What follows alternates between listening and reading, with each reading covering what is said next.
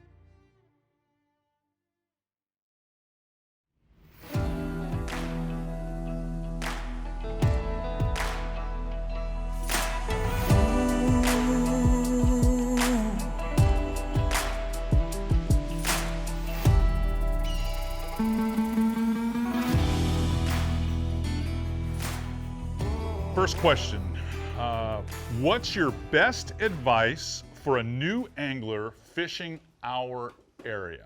And I'm gonna let Captain James Kirby, the first one, to answer that. If I were to come to you and I was a brand new angler, what advice would you give me? Well, I would say probably hire a guide the first time, maybe, so you can really see what it's like out there. And I would say I would try to go at the lowest of tides. I mean, and just take your time with navigating. Even if you have to idle, so you get good tracks. Because our area, you get a weak moon. It's wind driven. You get an east wind, northeast wind, even sometimes the southeast winds. It will dry this place up, and it can be dangerous. Especially pretty much from this time all the way till we get back into the spring again. So the best thing is to do is to get out there and take your time with just navigating. I mean, that's probably the best advice I could say. Dock fishing in Crystal River and Homosassa River, is it very productive, and what's the best time for this scenario? Adam, I'm going to have you answer this one first because you're right there at Homosassa. So in the Homosassa River, I really only resort to fishing docks on bad weather days when I can't effectively fish the outside. I fish the docks only in the wintertime because I find a lot of the snook and really largemouth bass too, they push up river toward the springs the colder it gets. So really from the Monkey Bar area upstream it's pretty productive for me all winter long, and it's a good option if the wind's blowing, because it's a lot easier to find shelter in the river than it is out on the flat. What's the best method to locating fish in these zones, and are there any clues that make one creek better than another? Well, obviously, the mullet's always your key, looking for bait. Obviously, as the tide comes in, the fish are going to be right behind them. It's definitely going to be a lot shallower, so you're able to sneak up on these fish a lot easier. I kind of like looking for the creeks that have divots and little potholes in them, and that's usually going to be the best that I see that I do.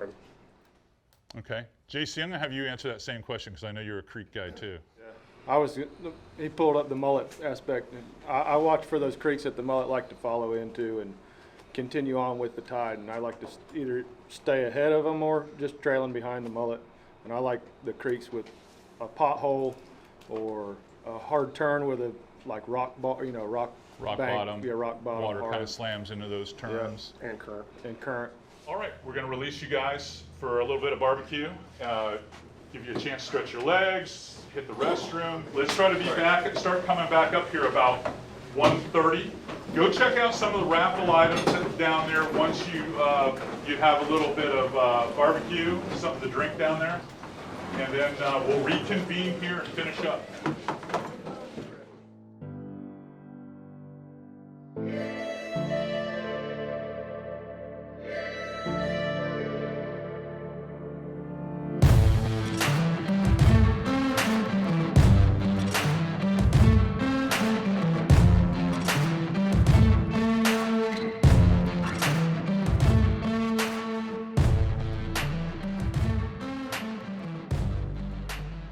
First question back. I'm going to throw this one. It's going to be grouper fishing, so get ready, Brandon. Grouper fishing here has always been fantastic, especially the shallow game within 10 miles. What's the most reliable natural bait? If you were looking at Artie's, which ones would you throw first? For natural bait, pinfish is going to be my go-to. When it's warmer, when it gets really, really cold out and you have to go to dead bait, I go to cut ladyfish, ladyfish head, chunks when it's really cold. Those two. But artificial-wise, Rapala F-Mag 18, I've been throwing them since I was 5 years old. They do a variety of colors, and they're just a really good bait. And then in the last couple years, the Nomad DTX 145 from basically 8 feet to 15 feet is the best shallow water grouper plug there is. I've fished with basically all of them. They hold up really well, and they catch a pile of fish. All right, good stuff, good stuff. All right, here's another tough question. So get ready, JC. Every angler seems to believe that the full moon and the following day or two makes fishing challenging. What do you think? Does it affect the bite? Yes, but there'll be certain times of the day where it'll start and they'll get going again. Yeah, I mean, they gotta eat. They gotta eat. You're right. Yep, they gotta eat. Jeremiah, what do you think? What was the You are back in high school, aren't you? On the full moon, I really like to fish up to the full moon. You know, then the next day, it kind of seems like to me, they kind of don't chew as much. A couple days afterwards, it gets better and better. But I do like it because the tides are better and get further back. You know, if it's cold, obviously they get lower and they get trapped in holes. But wintertime, those big moons help you out a lot because you can get a lot further back and do a lot of different things. So. All right, here's a question I was actually asked earlier. Do any of you utilize a Tide app on your phone that you rely on and you find very useful? Because that's a question I get all the time. It's like, how do you figure out these tides here? They change. They're just tough to figure out.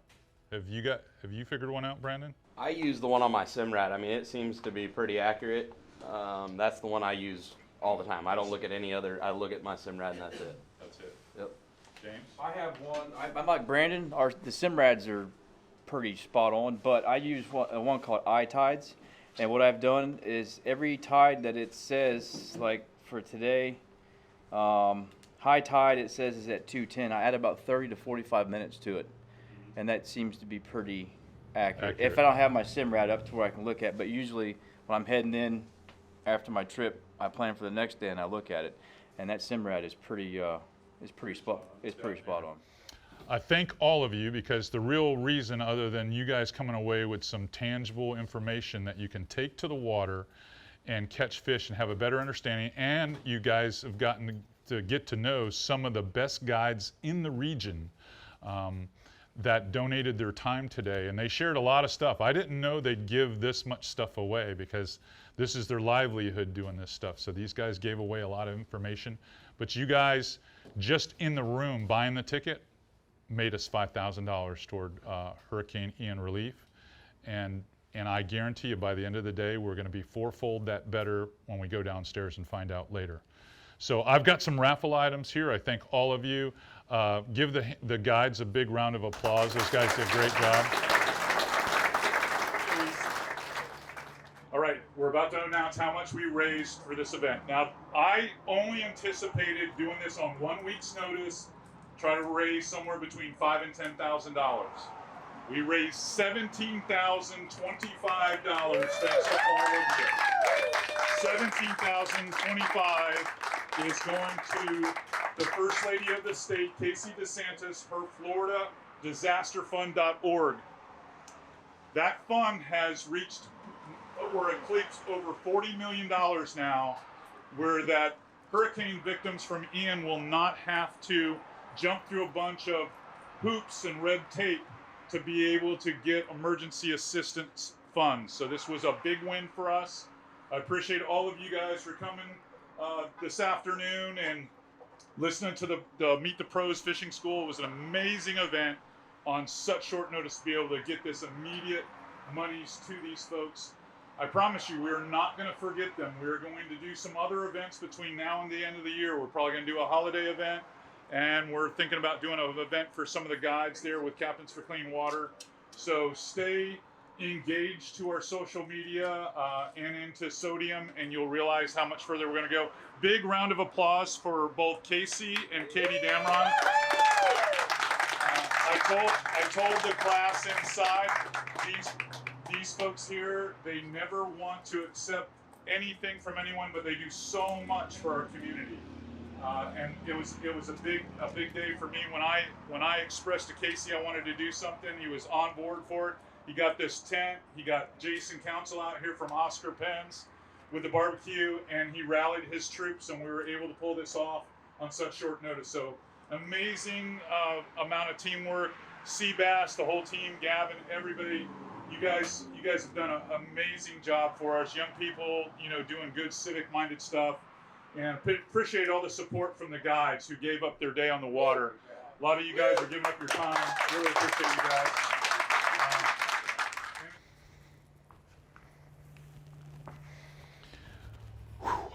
A lot of work went into today, and you wouldn't think that for something that we put together in just 1 week.